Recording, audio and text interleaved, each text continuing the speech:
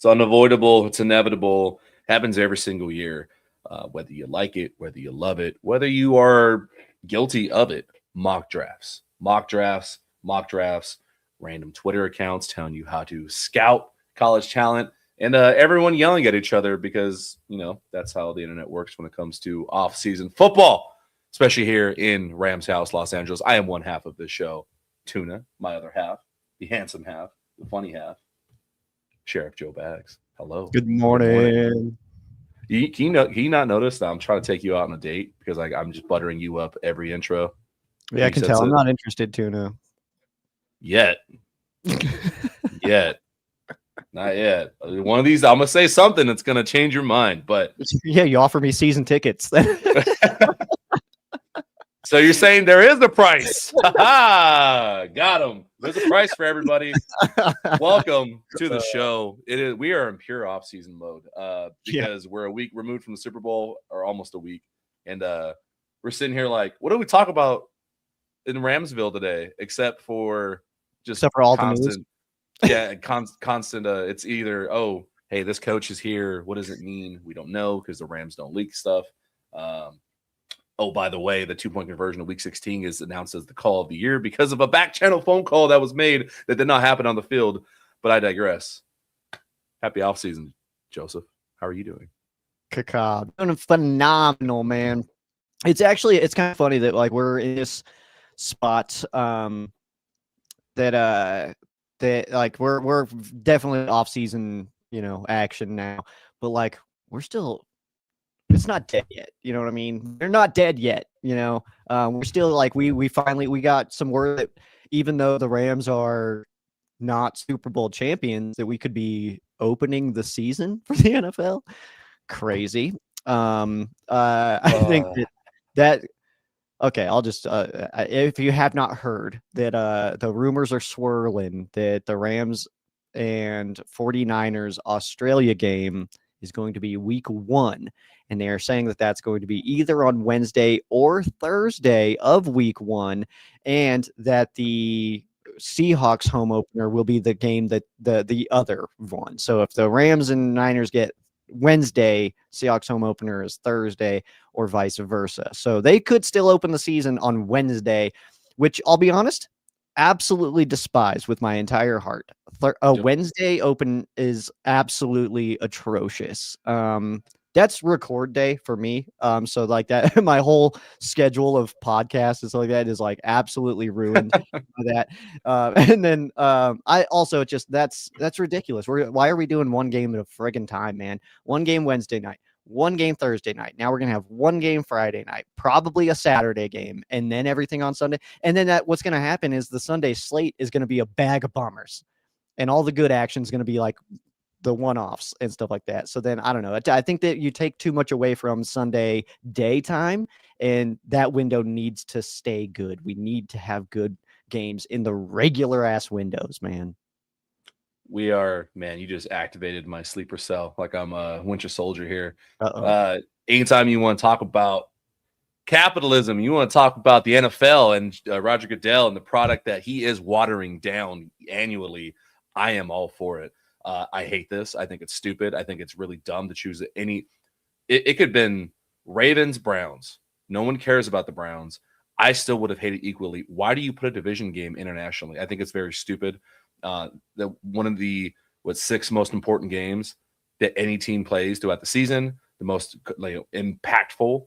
And if you look at week 16 last year, the most controversial at times, and you put it with all these bells and whistles and all this bullshit that the teams have to play with, you're potentially watering down the game even further.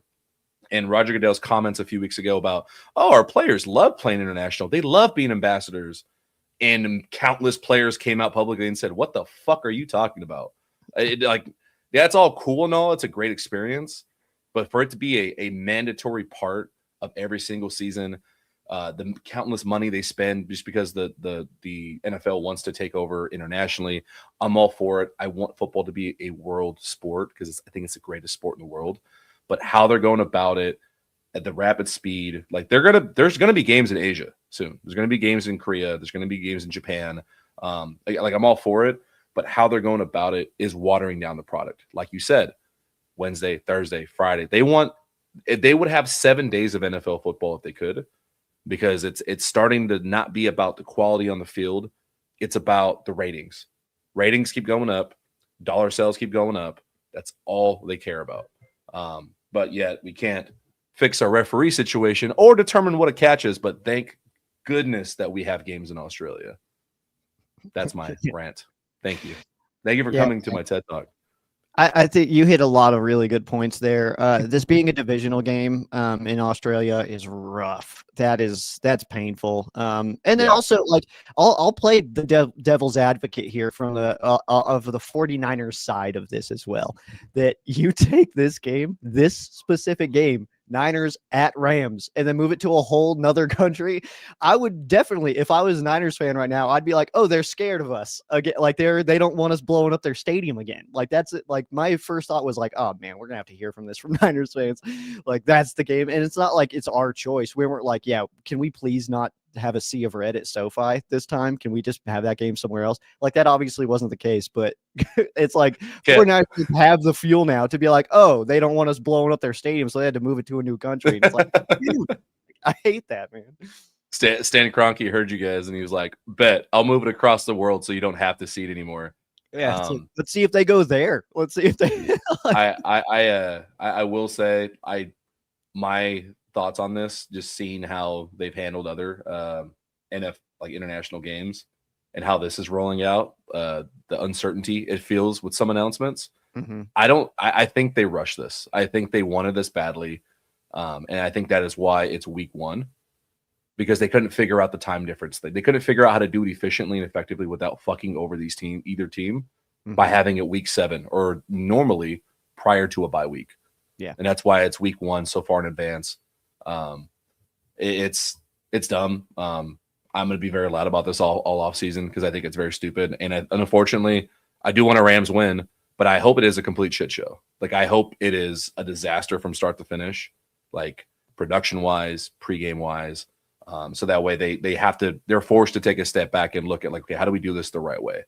Because like I said, I'm all for international games, but you're watering down the product, and I hate when you do that to football.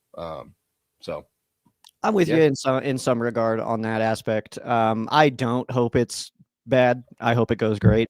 I don't know. That's I get what you're saying and why you're saying that, but I do disagree. I think it's a positive for the NFL as a whole to get really good action in other areas.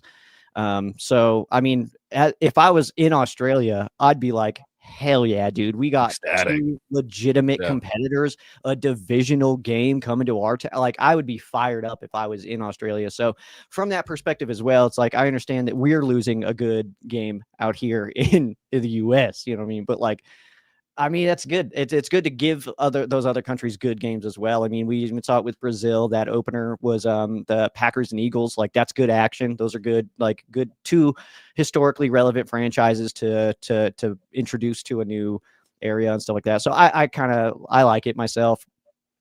I don't necessarily agree with your points on watering it down and stuff like that. I think the NFL is doing some really good things right now. Actually, I think we're headed in a positive direction. So.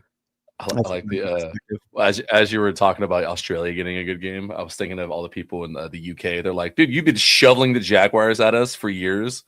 Yeah. And Australia's first game, they get a banger of a divisional rival. Like, what the hell is this? Where's our good game? I also just realized too that my comments on my side weren't updating. So until just now, I only had Peyo's good morning message. I didn't know that anybody else was saying anything. So my bad, everybody. Well, I'm in now though. We're back updated. Good news, man. I want to know though, from the people hanging out here, man, like, just give me a yes or no, like, excited about this. Like, do you think this is a good thing for the Rams, for the NFL, for whatever, for you, whatever? I just want to know. I can't ignore you forever, mood, dude. But that I just want to hear from other fans. Like, do you think this is awesome, or do you think this sucks? And yeah, I'd be interested to see that. And while they pile in, I don't want to be all bitter and sad and bad news, because there is some good things that have been happening. And since the Rams have been eliminated from the 2025 season. Name one. This guy's MVP. He is. That's weird. Can I spit for a second? Alas, 17 years ago, a young Tuna. Yes, I was young at one point.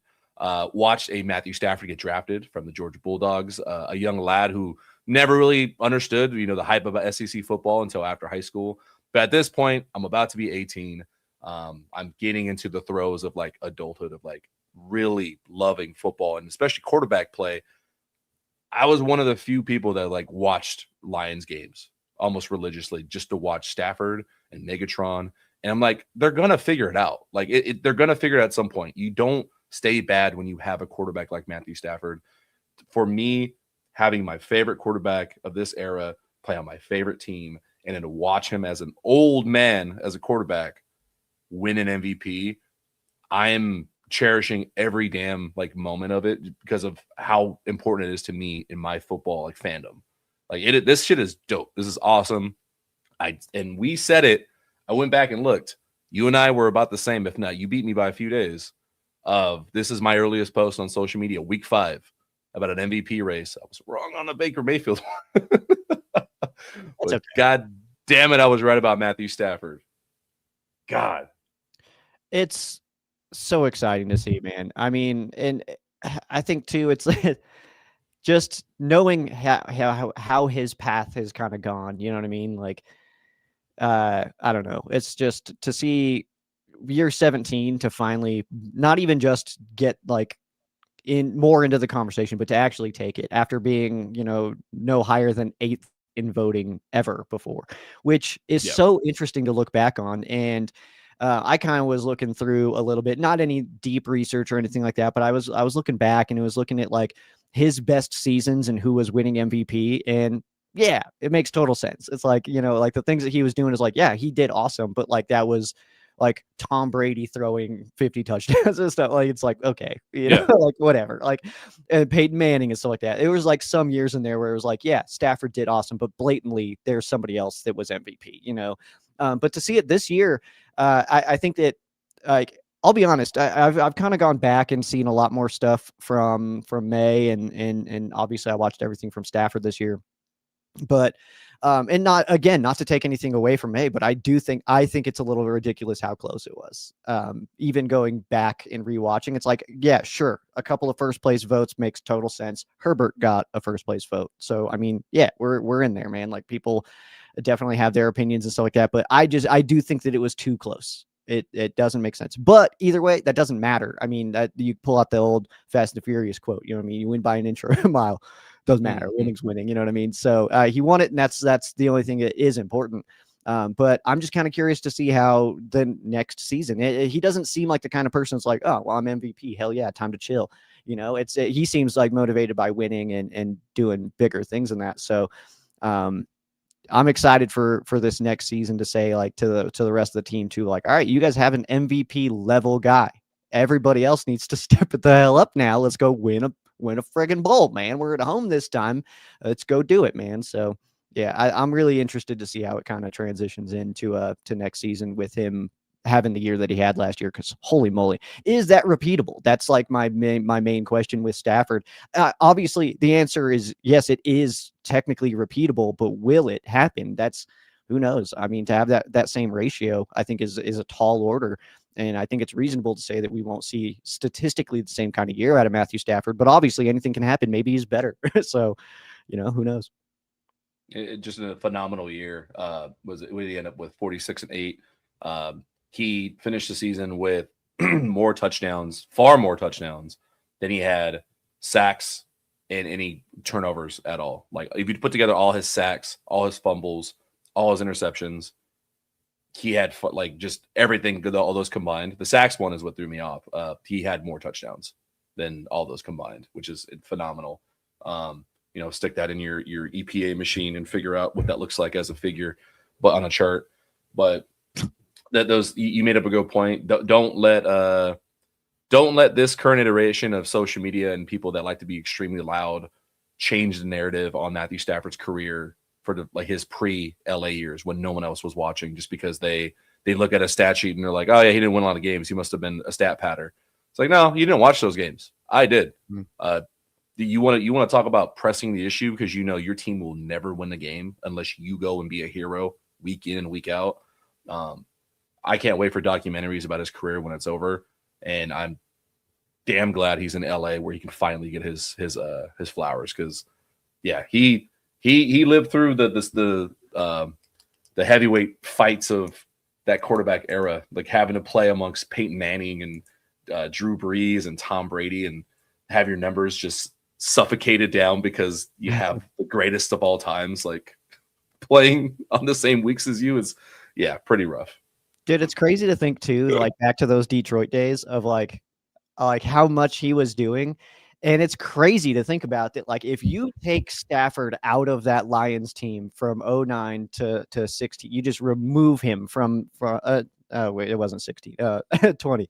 So like you just take him out of that franchise for those years.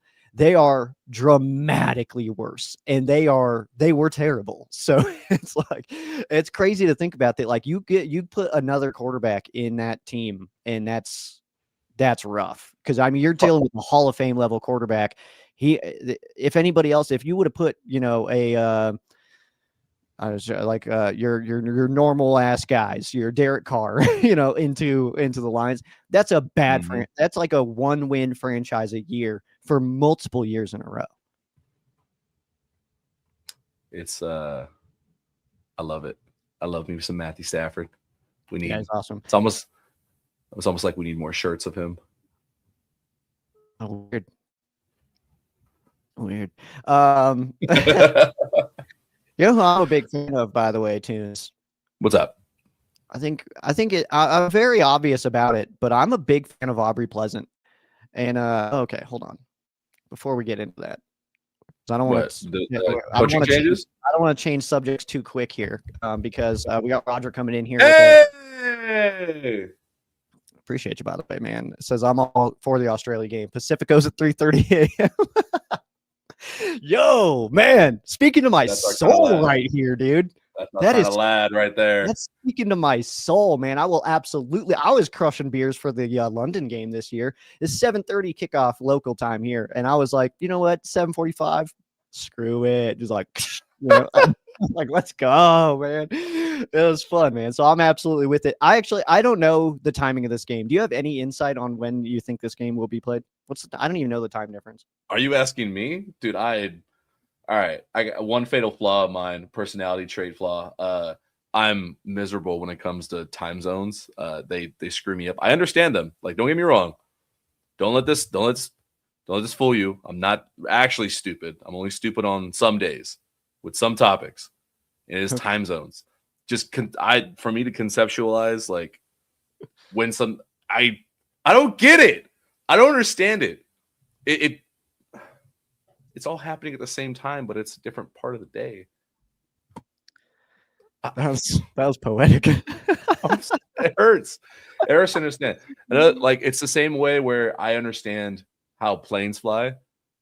My caveman brain looks at a plane flying. I'm like, that thing is all metal and really heavy, and it's just floating, and it scares me. Like, crazy. That's crazy. I'm gonna be honest with you. That's crazy. I don't know. But anyways, officially, thank you, Roger Morales, for the $4.99. I appreciate you. If you guys are confused on what that is a super chat. That is somebody saying, here's $5. We appreciate you and what you do. There are also memberships on our channel now. We have custom emojis, things like that. I think they're like $1.99 or something. Just try to make it fun. And appreciate you guys hanging out and being here. But as you were saying, Mr. Sheriff Joe Bags, I know we've had some coaches come in. Cliff Kingsbury being one of them. Yeah, I wish I knew what he was doing. It's a little confusing. And then shout out Roger, dude. You're making my Friday, man. Roger's making my friggin' Friday, man. This is awesome. He's back. I appreciate. He doubled up. I appreciate the hell out of you, man. Thank you, sir. Thank you, buddy. That's absolutely phenomenal, man. Like, genuinely, man. We can't say many things right now. We're working on a lot of things behind the scenes right now. We're doing a lot of different things we're working on. Okay, so things are headed your way. That's all. But to let you know, Roger, if you appreciated this season, I can't even tell you how excited I am for the next one, because we are working on things. We're having meetings and stuff like that. We're working on things on the back end on our side. Some stuff. Do have some announcements your way soon, probably middle of next month. Some really cool announcements for you guys. So just stay tuned, man. Yeah, that's an unhinged comment. First and only fans. Who knows, dude? Maybe. And Roger's now a member. Roger's. Hey, Roger. If you do find him as well, you can drop some of those fun little emojis that I picked out for you guys to use. Those are exciting. But yeah, back to the Ram stuff. Here we go. We have Aubrey Pleasant. Throw it out there. What you got, Aubrey Pleasant? If you guys have not caught on, Michael Hunter, Tennessee DB coach, is now on the Ram staff. Aubrey Pleasant is going through DC interviews right now. Yep, he is doing interviews. He is the Rams' assistant head coach and defensive passing game coordinator. I know that a lot of people don't know that job title, apparently. That came out on Twitter this year, that people were like, what the hell is pass game coordinator? It's like, where the hell have you been, man? Like, it's like we've had this for 10 years now. But as far as Aubrey Pleasant goes, he is taking interviews. He interviewed for the Chargers DC job. They chose somebody else. He interviewed for the Raiders DC job. They chose somebody else. He interviewed for the Browns DC job. That is still technically up in the air, but we don't know what that decision is. I'm assuming, though, that they're going to choose somebody else. And I don't think that it's necessarily an Aubrey Pleasant bad thing that this is happening, that he's getting these interviews and he is not getting these jobs. So what I think, though, and this is pure just speculation on my end here, just conspiracy theories that I'm throwing out here, that he is the Rams' assistant head coach. And the Rams were, 4 yards this time? We keep on being, real close to going to moving on in the playoffs and stuff like that. But I think that it's certainly possible and realistic that he's taking these jobs with the understanding that maybe he does want them. Maybe maybe they will say something, do something, offer something that he would accept. But knowing with maybe in the back of his head that he does ultimately prefer to stay with the Rams unless something potentially happens.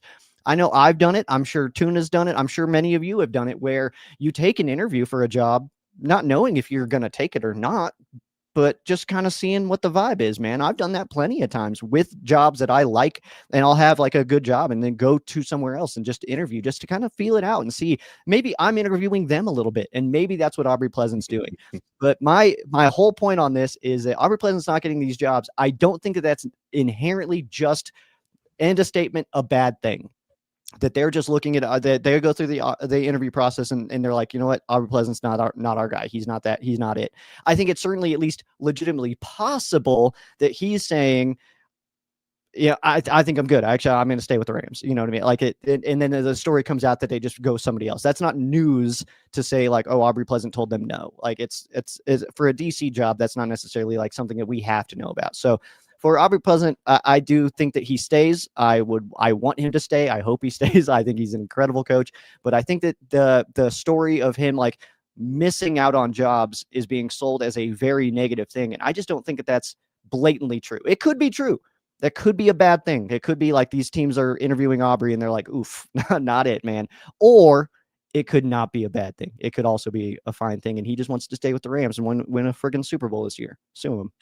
Oh, and also like you're that anticipate, not anticipation, that review, the recap of it, that Aubrey Pleasant is missing out or things like that. How about other organizations like aren't really fucking good at their jobs either? Like, you mean to tell me the Browns organization knows what they're doing when they're vetting out coaches, how they settled for Todd Monken? No shot at Todd Monken. Congratulations to anybody who gets one of the only 32 jobs of its kind in the world. But for someone like Aubrey Pleasant, when you're going in, you're interviewing, you're used to the Los Angeles Rams organization, how they run things. You do an interview somewhere where it's like, it felt like they didn't know what the hell they're doing. Like, I would not take that job either. And to your point, that goes into maybe he's filling them out, but it has nothing to do with even him, good or bad. It has something to do with the organizations that are doing the interview process. The Browns, got him doing like a 10-page essay on, what his favorite temperature of day is, things like that. And so I don't blame him. I don't blame him not wanting to leave anywhere. But what I do like, tying in the new coaching hires, not what's the special teams coach's name? I forgot the top of my head. And it's So bringing him in, bringing in Cliff Kingsbury, even though we don't know who the OC is, I do have thoughts on that. And now bringing in Tennessee, not Tennessee Titans, but the University of Tennessee's DB coach, Michael Hunter. How I view these additions and how quickly they happened, that speaks that the Rams are like understanding where their deficiencies are, and they're attacking it aggressively. We're not in March. We're not even in March yet. We're not dilly-dallying. We're not worried about, oh, is he the right fit? Like, no, let's bring in somebody that we think is going to add a spark, whether it's going to be a change, like a Cliff Kingsbury, adding new twists to a McVay offense that people already love. And now bringing in some college culture, bringing in some college knowledge of what the new trends are, of what the new movement may be. And if you are not paying attention to anything in the draft, Tennessee has two guys that are slated to potentially go in the first round. You've got Colton Hood and Jamad McCoy. Jamad McCoy is the one that's missed all 25 with ACL tear. If anyone knows the true extent of his injury, his recovery, and how good he actually will and can be, it's that man on the screen next to Aubrey Pleasant right there. Don't be surprised if they take one of the two Tennessee guys. That tends to happen. Like, hey, I know this guy from college. I want him now.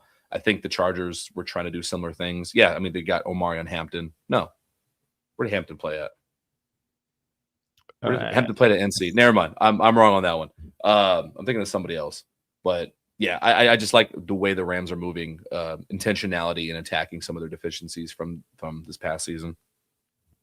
Yeah, you're absolutely right, man. I mean, yeah, I'm so curious to see the decisions that are made, man. But I do think that as far as the coaching aspect goes, I mean, Aubrey Pleasant, we'll see how that shakes, But I do hope he stays, and I know that not everybody is under the same opinions about every coach. But and that's the hardest part about that is like the real coaching we don't see. We're not in meeting rooms. We're not in those closed practices where the real coaching is happening, So there's that aspect too, that like we ultimately get a pretty limited view.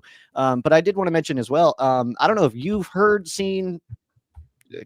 have felt vibes on anything regarding potential OC stuff for the Rams. Do you have any indicators of what the Rams are even looking at doing?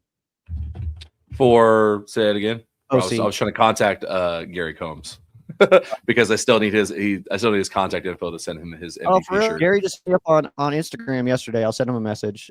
I'll tell him to make sure we get.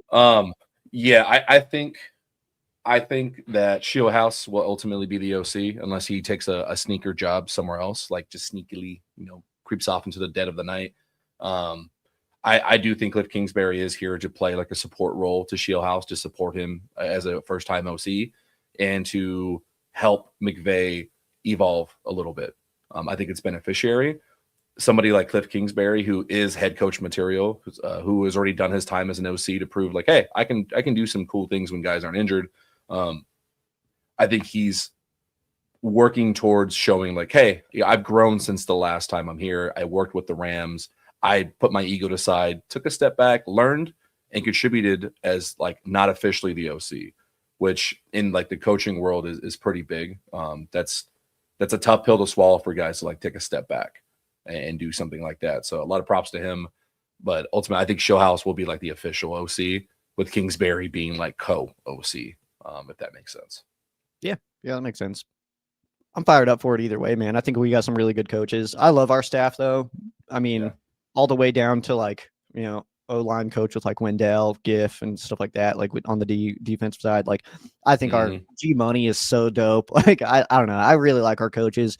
I think we got a really good staff right now. And I don't know. I'm kind of curious too, because like it does feel, I don't know, maybe I'm looking too deep into stuff, but it does feel like there's like a shift coming where it's like we're going to get a new quarterback eventually, stuff like that, where it's like we're going to be a different team in like 4 years. We're going to be dramatically different. So I'm just kind of curious to see how that goes and how that transition goes. And like how long is McVay going to stay, and like how many eras can we go through with McVay? Like, can he take the next quarterback to a Super Bowl too? And then we're sitting here looking like, man, he took Goff, Stafford, and new guys. like that's crazy. And Arch Manning. That's awesome. Yeah. That's cool. That's so cool. It'd be cool if it was back on that. I'm back on that. Let the kid let the young kid learn. Let the young bull grow. I wish he was better. I wish he was better last year too. A few things before we wrap up here because it is 7:30. Roger Morales dropping the Frathu emoji. I do like that. Gary Combs, we'll reach out to you again today. Gotta get you your MVP shirt. Thank you again to Roger Morales, Muad'Dib, some of our early contributors to the show. Appreciate you guys. It is Friday the 13th. Let's go out on that with a bang. Friday the 13th is all spooky, scary stuff, even in February. Give me your favorite Halloween movies, your spooky movies. Top ones. Spooky movies. The 70s version of The Changeling. No idea what it is, so I'm just gonna bash on it. That's a terrible take. Dawn of the Dead, the remake from the 2000s. Okay. I love zombie stuff. Give me Wrong Turn. I actually really enjoyed those. Wrong Turn. Which one's that one? Oh, you haven't, oof. All right, well, you're gonna have some fun. I got an interesting one. Evil Dead. Okay. Love those. Come on, Kobe. Yeah, Evil Dead. There we go. Yeah, give me just the two of House of a Thousand Corpses and Devil Rejects. 3 from Hell can get removed from it. That ended trio ended poorly, but those first 2 are awesome. I just watched this one recently. I think it's Midsummer.